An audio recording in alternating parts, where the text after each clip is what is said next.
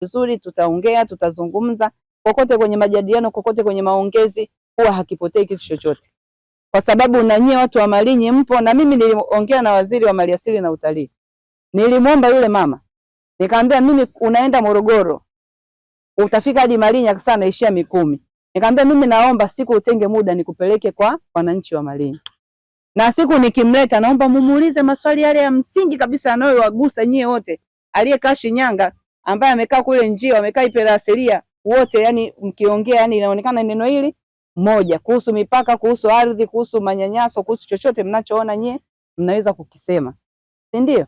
Kwa hiyo mtaongea vizuri na yeye atayapokea yale. Naamini kabisa akiyapokea yale ataenda atadiscuss kule na Mheshimiwa Rais.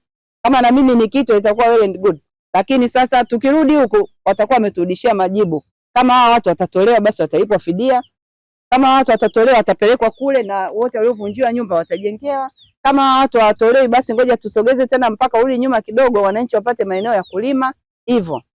Kwa sababu kama yule mama yule, si ni mbaba yule alionipigia jana usiku, akaanza kunitajia mpaka maeneo. Hivi ni wilaya gani hii na vikata vichache hivi? Hii ni wilaya? Hii si itakuwa kama tarafa tu? Lakini ukiangalia kweli eneo letu la Malinyi ni dogo mno. Katika kiwilaya kuliangalia lile ni bado dogo sana, yani halikidhi mahitaji ya wana Malinyi, kwa sababu eneo kubwa ni hifadhi. Yani robo tatu ni hifadhi, robo ndio imebaki wananchi.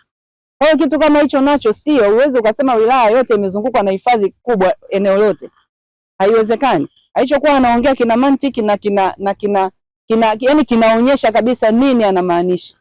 Kwa hiyo mimi niwaombe tu katika hili tunaendelea kulichakacha hivi, hata hawa wakiongea watawa hapa watawaambia yale ya general tu kwa mnatakiwa kufuata taratibu hii, mnatakiwa hivi, lakini kuna matapeli wanakuja wanawaambia hivi. Lakini kuhusu issue ya mipaka, hawa mimi naomba niwatoe kwenye hili. Kwa sababu wao hawana majibu.